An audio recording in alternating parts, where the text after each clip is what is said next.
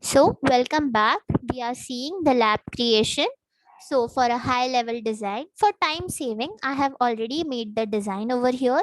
This is a tool that is draw.io, and this is a free tool where Microsoft also has its tool Vigio, but it is a paid version. So we are going for draw.io. This is a very simple tool, and here you can see there are different shapes, sizes which we can get, and everything regarding Active Directory, from entity relation, UML, AWS, cloud, Cisco, even Cisco routers and everything we can get over here, the shapes and figures, and then we can design the layout. So this is a very helpful tool. All the architects, solution architects for designing use this tools. So here, if we type EC2 and you want that shape, just press yeah, then we can just drag and drop using this. So this is how the platform actually works. So this is how I have designed this, and you can see our proposed solution, how a high level design is being proposed. For time's sake, I have already made it. So you can see this is the VPC. Overall, here we can see VPC is there. There are two availability zones, availability zone 1 and 2. There is a cloud watch for monitoring all this process. And then you can see public subnet where EC2 WordPress is deployed on EC2, and in private subnet our RDS is there, RDS master and standby. Here, this both the servers, there are two servers like availability zone 1 and 2, and then these are connected to the application load balancer where it is connected to the AWS firewall. When a user accesses the AWS application, whatever the WordPress we have deployed over EC2, it goes to different steps. So first what it will hit is AWS firewall, where a firewall will decide whether the request from the user is coming from a valid source or not, and is it for a valid target, like is it for a valid IP, URL, or a port of that target. So this is done, like the security thing is done over AWS firewall. As we know, firewall is a basic term, and what it actually does is, so it will validate, and then it will validated request will be sent to the application load balancer. As you know, the name suggests load balancing, so it will route the traffic according to the usage of the server. So if a server is highly used, then the application load balancer will decide itself where to route the traffic. So application load balancer, as you know, it works for different availability zones. So here our two servers are in different availability zones, availability zone 1 and 2. Here you can see in public subnet, this is the exact replica for availability zone 2, the EC2 WordPress 1 and 2. Both are same. And here RDS master in first availability zone is there, and RDS standby is there. If anything happens to RDS master, if he fails, then RDS standby is promoted. As RDS master holds both read and write capability, but RDS standby, as you know, it holds only a read capability. And this is secure. The security groups are done over here.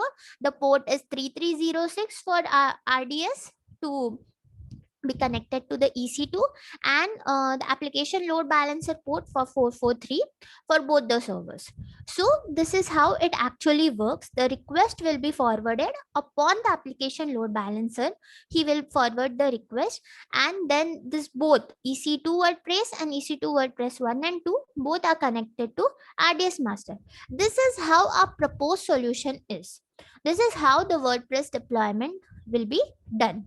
And if you want to like, it can be more complex by adding VPNs, different web services.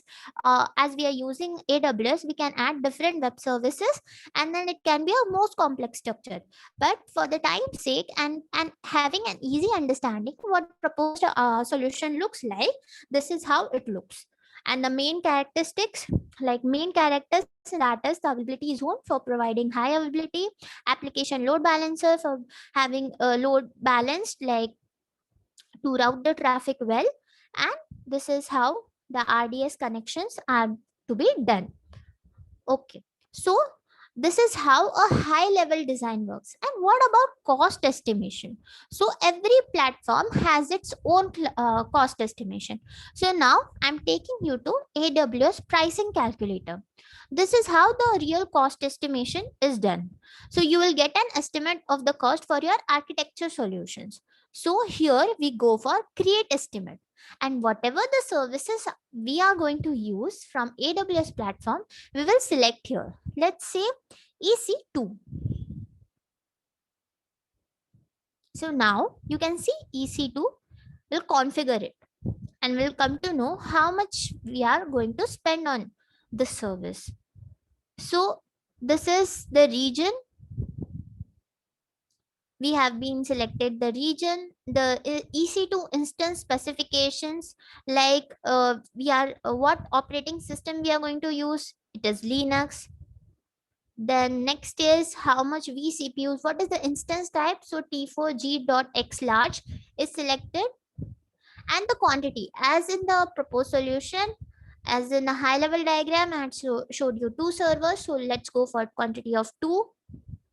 Then pricing strategy, as I have as you know, there are different pricing models, that instance saving plans, compute saving plans. So EC2 instance saving plans we are going. This is the reservation term if we go for 1 year, and if we go for 3 years with no upfront cost. If we want all or partial, we can see the payment options. This is EBS, what is the volume that we are going to use. EC2 estimation. So as you can see, for instance saving plans, instance monthly, and EBS pricing, both this comes under EC2 estimate. So you can see 129.08 USDs. But if we go for a 3-year plan, if we go for a 3-year reservation, then the 40% is cut off. Like you can just pay 90.68 USD. So this is how, if we go for a long term plans, then we can get discounts over that. And this is how the pricing strategy will be done. So we can see over here, add to my estimate. Okay, here we can see for the 12-month cost 1088.18 USD is being calculated. Now we are going to use RDS 2.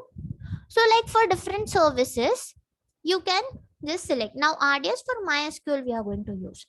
So in that region, what we had selected, for which region, as it is two servers, two RDS, so it's two being selected. And then the instance, as you know, which instance is going to be beneficial, that is DB. Like we have selected the instance type. Then deployment, yes, it is a multi-AZ deployment, as we have two availability zones. Now pricing model, we can select on demand or reserved. So we are going for on demand. And calculations, you can see the calculation, how it is calculated.